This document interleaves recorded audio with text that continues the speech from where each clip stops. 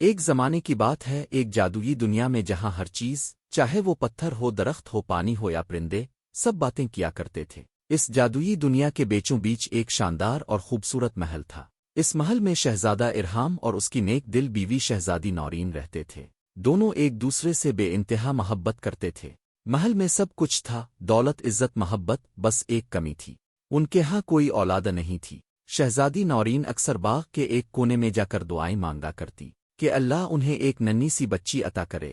ایک رات جب آسمان پر ستارے چمک رہے تھے، نورین نے ہاتھ جوڑ کر دعا مانگی، اور اچانک آسمان سے ایک سفید روشنی نیچے اتری، جو آہستہ آہستہ ایک ننھی بچی میں بدل گئی۔ وہ بچی برف کی طرح سفید تھی اور اس کے ہاتھ میں نیلا پھول تھا۔ نورین نے حیرت سے کہا، یہ تو کسی فرشتے کی نشانی لگتی ہے۔ اسی لمحے فضا میں ایک نرم سی آواز گونجی، یہ بچی تمہارے دل کی پاکیزگی کا انعام ہے، اس کا نام ایلا رکھنا، یہ تمہارے خاندان میں روشنی لائے گی۔ یوں نورین اور ارحام نے اس بچی کو اپنا لیا۔ محل میں خوشیاں لوٹ آئیں۔ وقت گزرتا گیا، ایلا بڑی ہوتی گئی، لیکن اس کے اندر ایک عجیب سا جادو تھا۔ جہاں وہ قدم رکھتی وہاں برف جم جاتی، اور اس کی ہنسی سے پھول کھل اٹھتے۔ ایک دن بادشاہت کے شمال میں رہنے والی ملکہ زرینہ، جو کہ برف کی جادوگر تھی، ایلا کی طاقتوں کے بارے میں جان گئی۔ اس نے دل ہی دل میں کہا، اگر میں اس لڑکی کو اپنے قابو میں کر لوں تو پوری دنیا میری برف کی سلطنت بن جائے گی۔ اس نے ایلا کو اپنے جادوئی آئینے میں دیکھا اور اپنے برف کے پرندوں کو حکم دیا کہ وہ ایلا کو اغوا کر لائیں۔ رات کا وقت تھا، نورین ایلا کے ساتھ سو رہی تھی کہ اچانک کھڑکی ٹوٹنے کی آواز آئی، ٹھنڈی ہوا کا طوفان اندر آیا اور ایلا غائب ہو گئی۔ صبح جب نورین کی آنکھ کھلی تو بستر خالی تھا۔ وہ دیوانہ وار پورے محل میں ایلا کو ڈھونڈتی رہی۔ شہزادہ ارحام بھی گھوڑے پر سوار ہوا اور برفیلے پہاڑوں کی طرف نکل گیا۔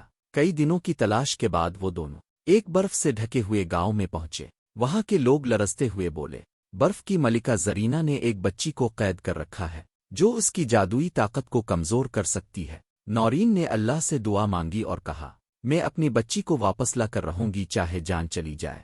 وہ اور ارحام آگ کے شعلے لیے پہاڑوں کے اندر داخل ہوئے۔ راستے میں برف کے دیو، جادوئی طوفان اور برف کے سانپ ان کا راستہ روکتے رہے، مگر نورین کی ماں کی محبت ہر جادو سے زیادہ طاقتور تھی۔ آخر کار وہ دونوں ملکہ زرینہ کے محل تک پہنچے، جہاں ایلا ایک برف کے پنجرے میں قید تھی۔